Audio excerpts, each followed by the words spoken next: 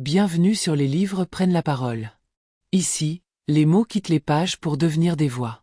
Les grandes œuvres du passé reviennent nous parler. Pour éclairer notre présent.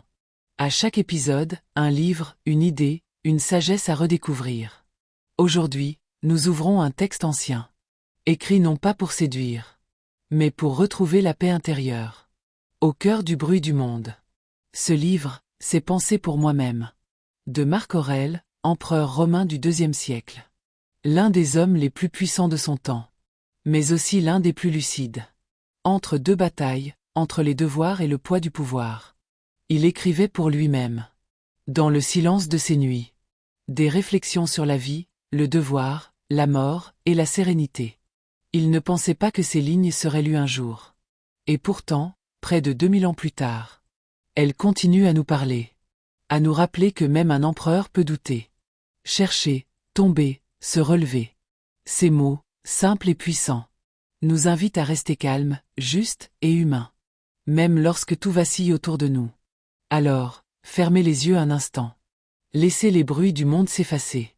Et écoutons ensemble. Les pensées d'un homme qui voulait seulement rester juste. Partie 1. Le calme dans la tempête. Marc Aurèle écrit. Que la mort te trouve en train d'agir selon la nature, et non en train de te plaindre. Pour lui, la sagesse n'est pas dans les discours, mais dans la manière de vivre. Être stoïcien, ce n'est pas refouler ses émotions. C'est apprendre à ne pas leur obéir aveuglément. L'empereur savait que les événements extérieurs ne dépendent pas de nous. La guerre, la trahison, la maladie, la perte. Mais nos réactions, elles, sont entièrement entre nos mains. Si tu es affligé par quelque chose d'extérieur, ce n'est pas cette chose qui te trouble, mais le jugement que tu portes sur elle.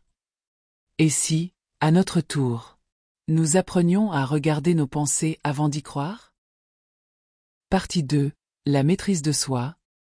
Pour Marc Aurèle, la véritable puissance n'est pas celle du trône, mais celle du maître de lui-même.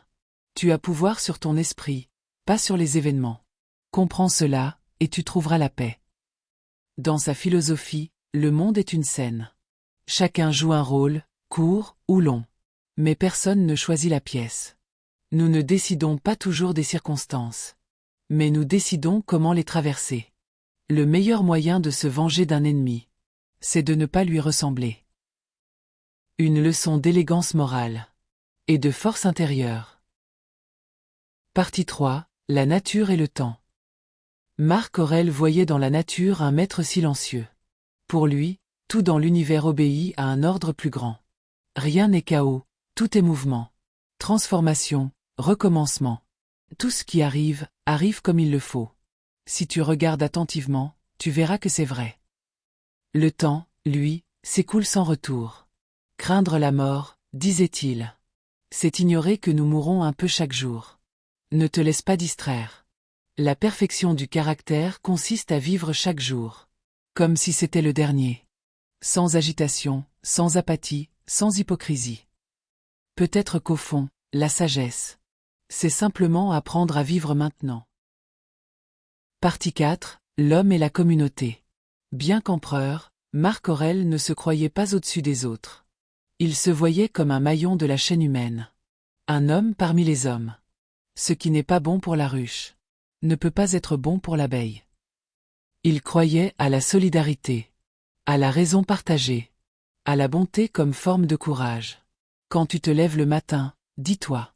Aujourd'hui, je rencontrerai un ingrat, un envieux, un insolent. Mais ils sont ainsi parce qu'ils ignorent le bien et le mal.